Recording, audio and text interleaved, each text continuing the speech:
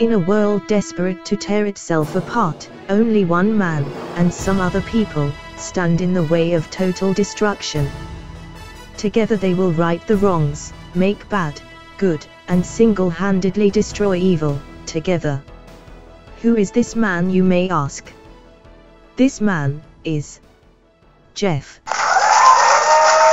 Hello and welcome to another episode of Geoff Jones and Friends Make It Better, the only show out there which gets those little annoyances, rips them apart, turns them around and builds them back up again. Think Room 101 but with a recycling bin.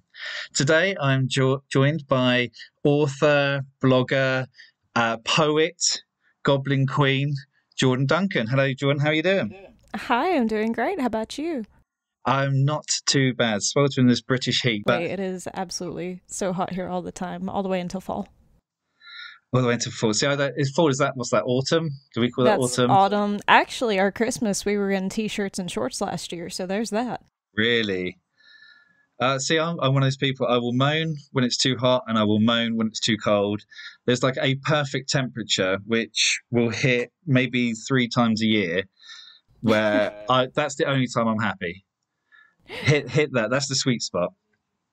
I really appreciate you joining me.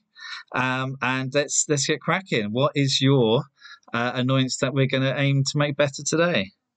So today we are talking about love triangles in mainstream fiction, typically in YA and adult romances. Ooh. And yeah, that's going to be our rant today. That's most readers' rants, I think. That's it. Well, I funny enough, did have this exact conversation with someone unrelated, but they had no idea you were coming on. They had no idea you were talking about this, and went on a good kind of 18-minute rant to me just about this one specific thing. But it may not be. It gave me some good fuel for it, I must admit. But guys, so give us some examples. What is it about it that really gets under your skin? Okay, so typically for love triangles, you have the protagonist, he, she, whatever. And then you've got someone from the opposite gender who's in love with him or her. And then you've got someone else from the opposite gender also in love with him or her. And we'll just say her for now, because let's be honest, it's almost always a her. It is almost always, yeah, correct. And it's not even a triangle, because if it was a full triangle, they would have to be in love with each other as well as being in love with her, right? So it's really just this love arrow. And then you've got the protagonist who seems incredibly flighty. She can't make up her mind. Oh, I love them both. But do you, though? And there's always one more, yeah. Yeah, and then it just swallows the whole plot, and it's usually a fantasy plot. Like, so forget saving the world. Which guy do I choose? There's real life... because that's it. Once you save the world, who are you going to be marrying? That's obviously, you can't be too crude about it. It's marrying and living a long, happy life, happily ever after, without any regret or doubt. Although, let's face it, also, the other one usually sacrifices themselves or doesn't usually, but often sacrifices themselves in the name of love anyway, which would make me feel a bit more guilty.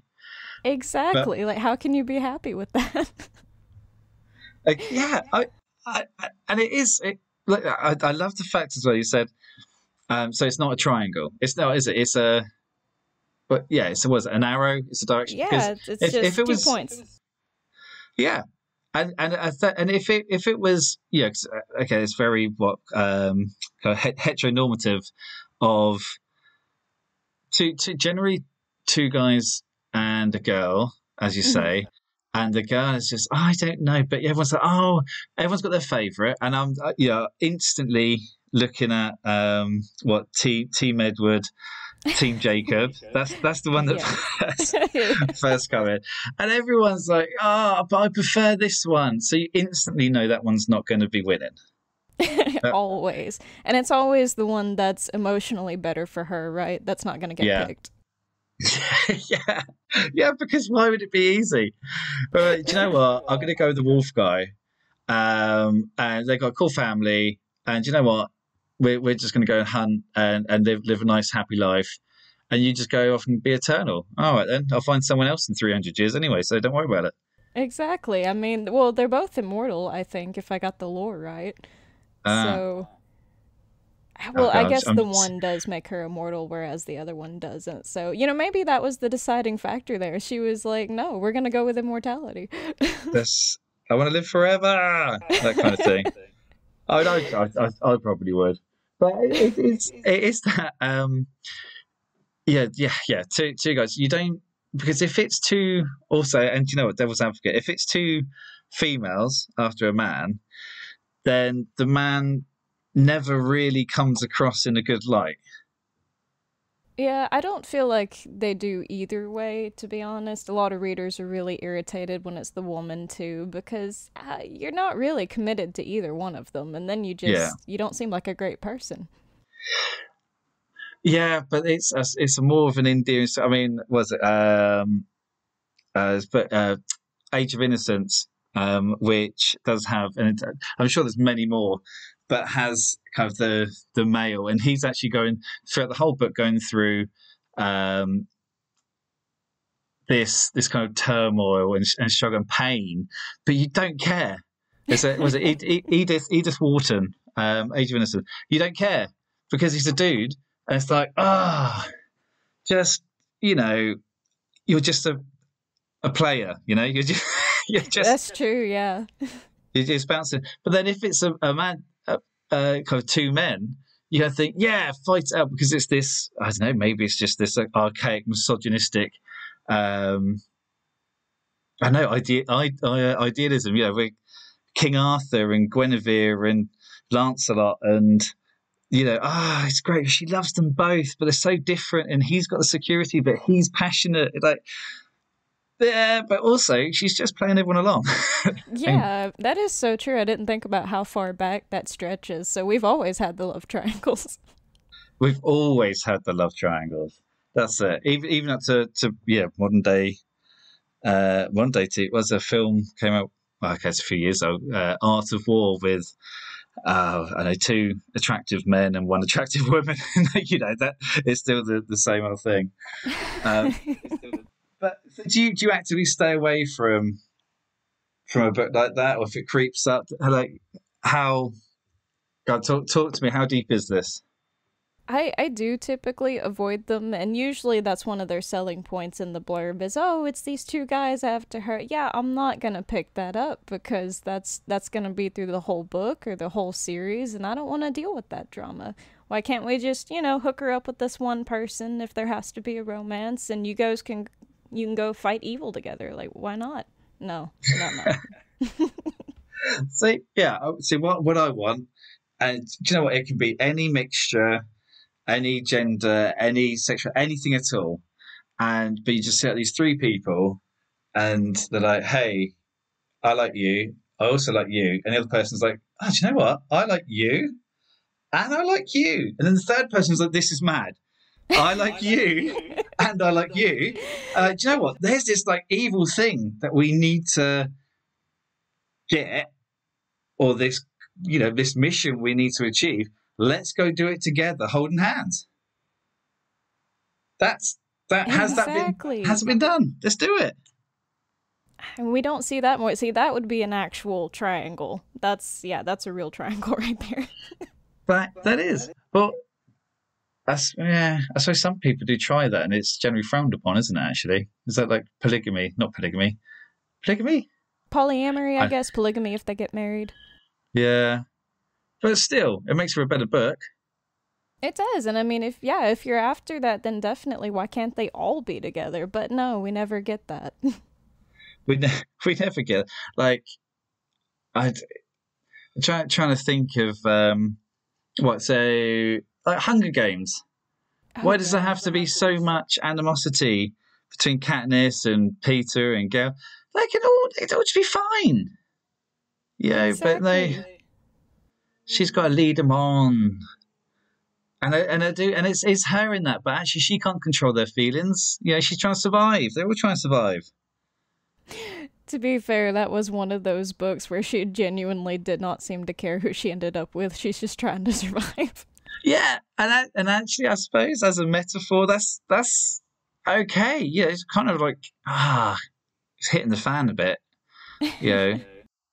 Kind of, you got to go and kill these people. Oh, well, okay, I'm going to make it real sure this guy's not going to kill me. And then they always make one guy turn out to be an asshole, even if he's been perfectly fine up until that point. Like, there, I've decided it for you. Why did you do that? We liked him. Yeah. Who gives the writer the power? Which I appreciate is a completely ridiculous question because the writer has the power. But we as fans, no, let us choose. Run a poll or something. Could you imagine the author before writing the second book? Okay, which one, guys? Yeah, that's it. I've read the first one. I have no idea what's going to happen. You just tell me. Oh, man, that's a good indie book idea. No, you're giving me marketing. Yeah. And do you know what? Screw this. Write 2 books. 2 books, 2 endings, 2 stories. Oh my God.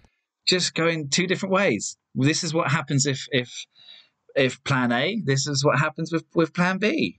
That's so perfect. It's choose your own adventure. It's double the income. Buy the book you want. Buy your own ending. Exactly. And you know what? The only reason why authors aren't doing it is because they're lazy. And I know this as having written a book and not even started the second.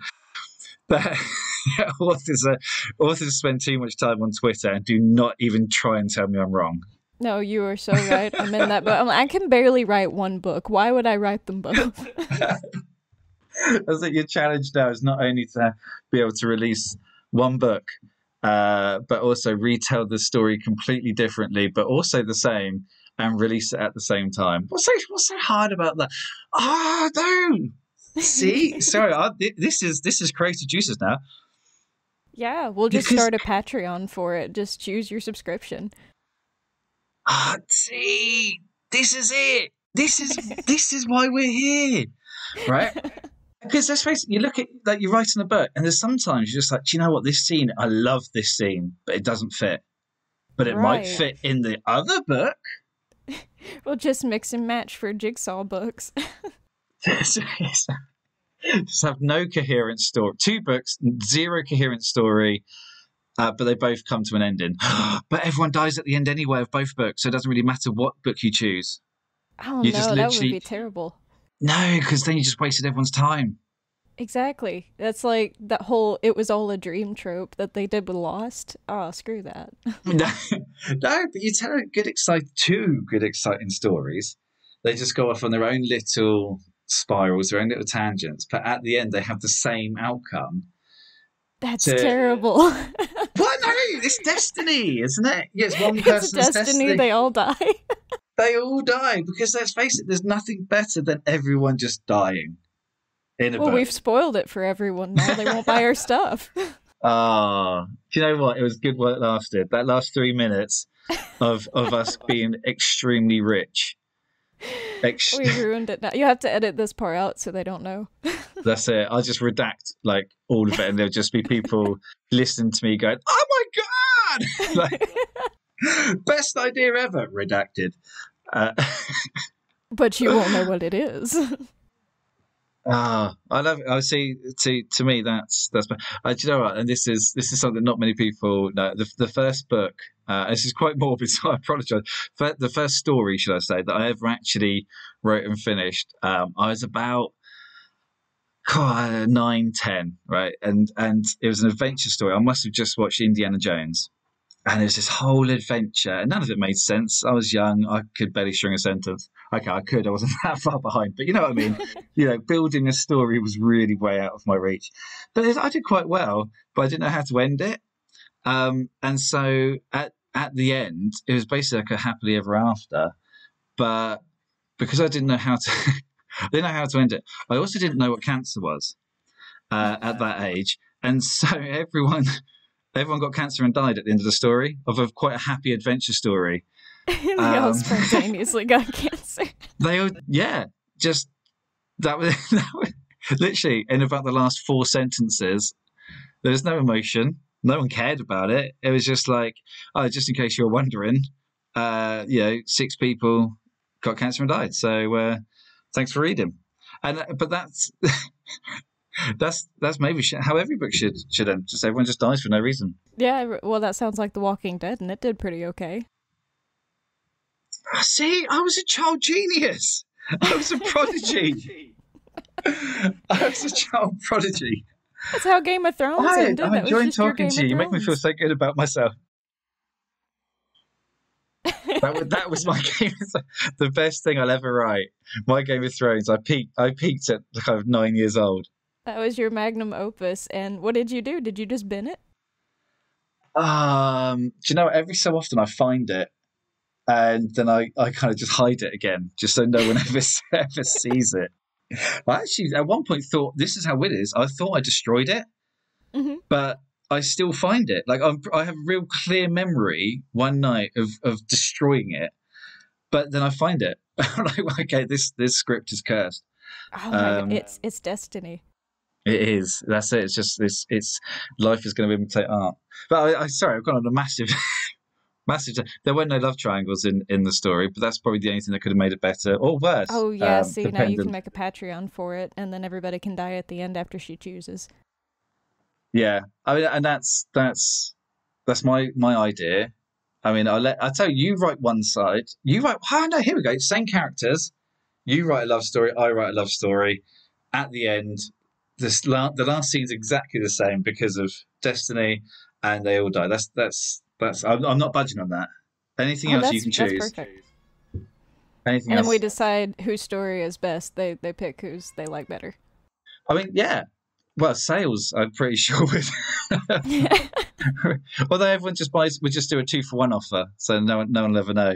Unless someone goes, yeah, no, I just want to buy Jordans. I know. You can't do that. That defeats the whole part. My one's the free one.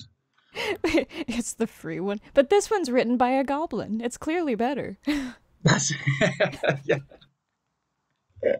Yeah, it's clearly going to be better. So I'll tell you what. So what? I was going to. Oh my god, I was going to call it 3 ways then. No, right. What? Love triangles. Sorry, I've completely gone off. My brain's gone off on a complete tangent now. Right. So love triangles. Have you got any examples of where it's done right, just to really put you on the spot? You know, we actually did an entire blog post on it, so I'm gonna plug right here.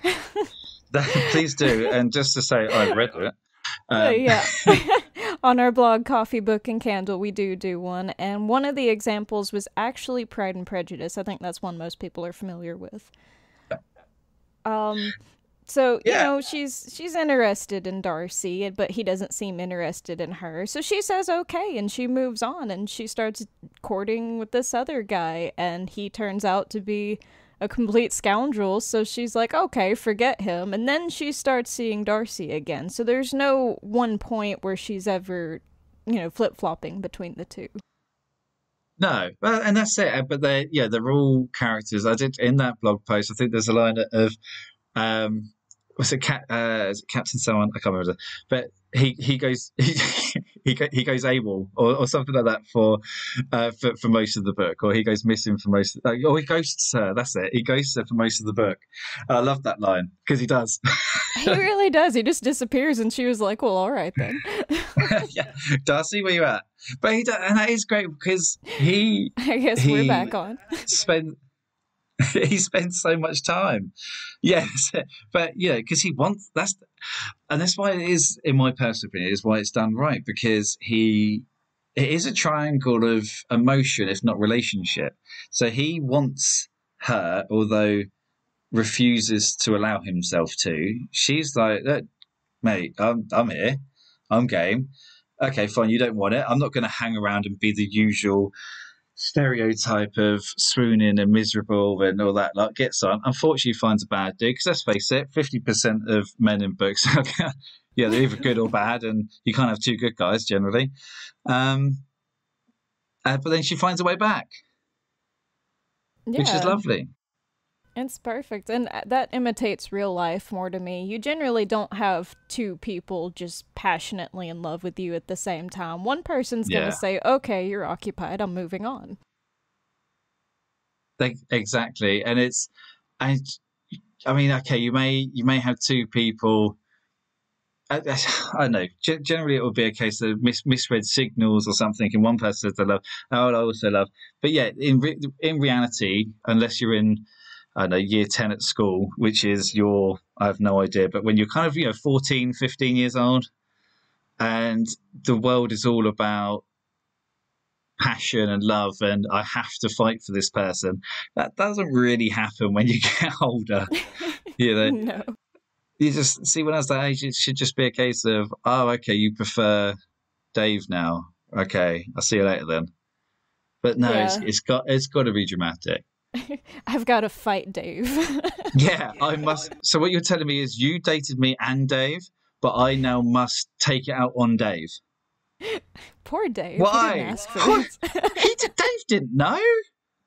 He just thought this girl liked him. He didn't know there was a Geoff who was like, oh, mate, we got to fight now. Why? We're both dating her. I just found this information out, Geoff. Why do I have to fight you? I don't care. How about we both just dump her? No, Dave. No, that's not how this story ends.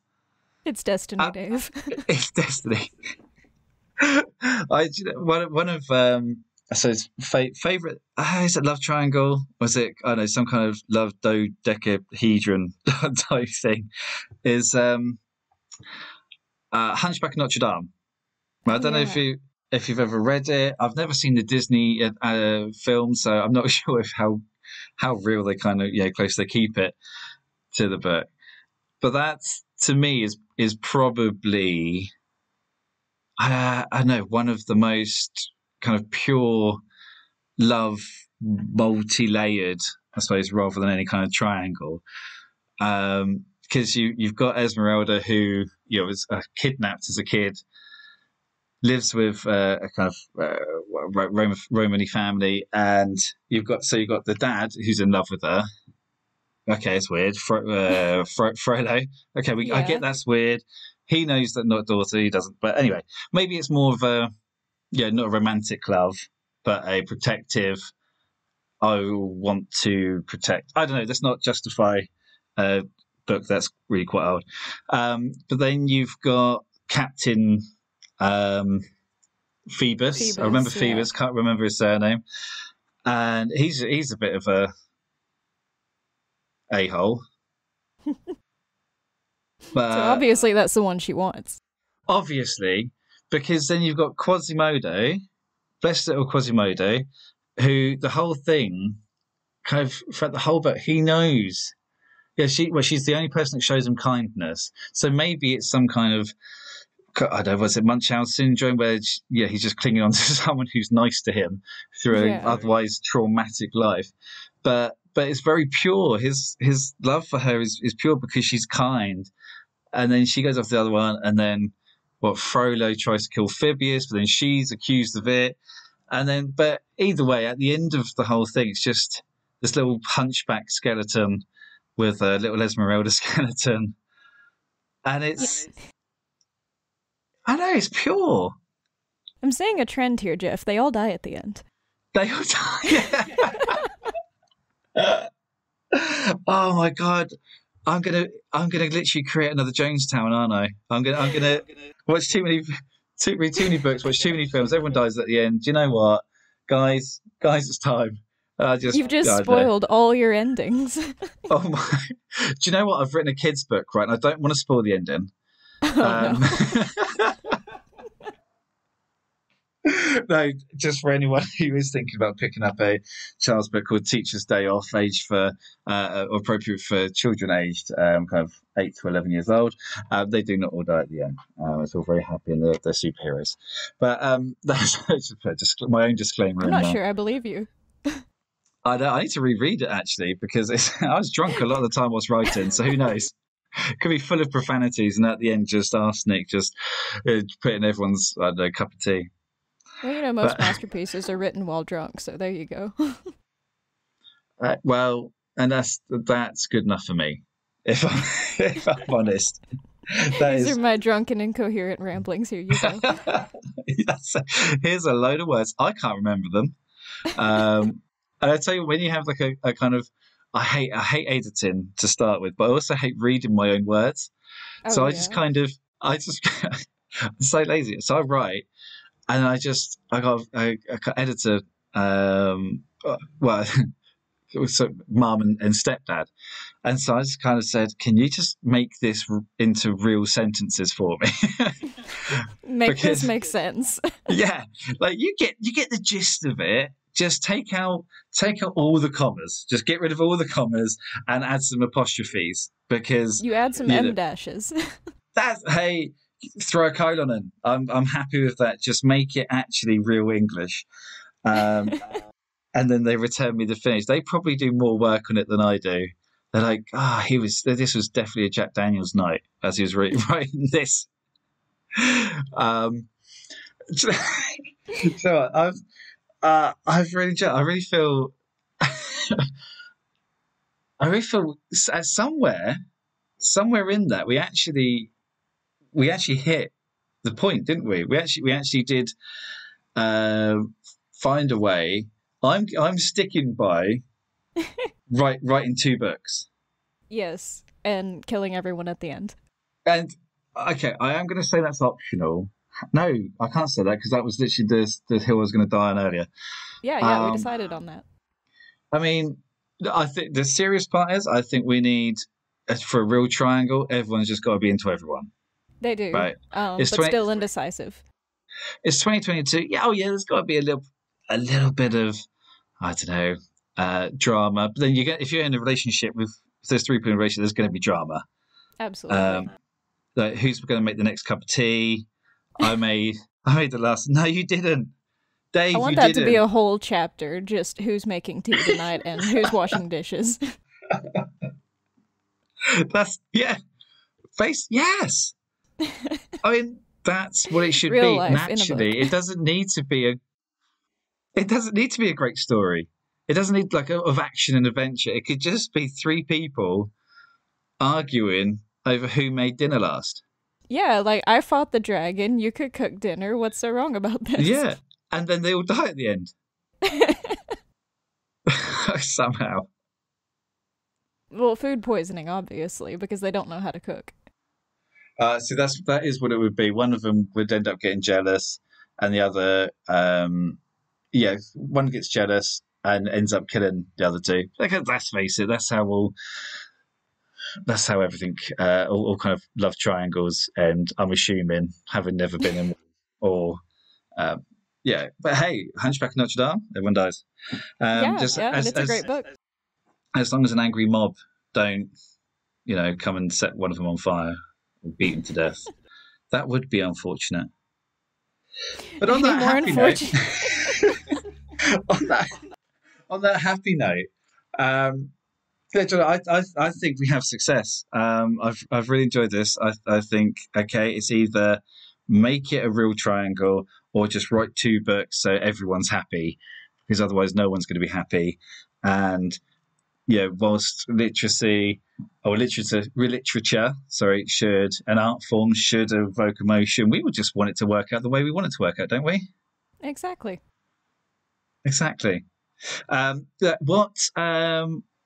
What can we expect from Jordan Duncan, author, poet, blogger, Goblin Queen? What have you got out there, and what have you got coming up in the future? Out there, you can find our blog, Coffee, Book, and Candle, which is coffeebookandcandle.com, where we're constantly releasing blog posts that rant about stuff like this, actually. So if you like my book rant, go check those out. And you can find me on Twitter and Instagram at JA where I release all my writing and poetry.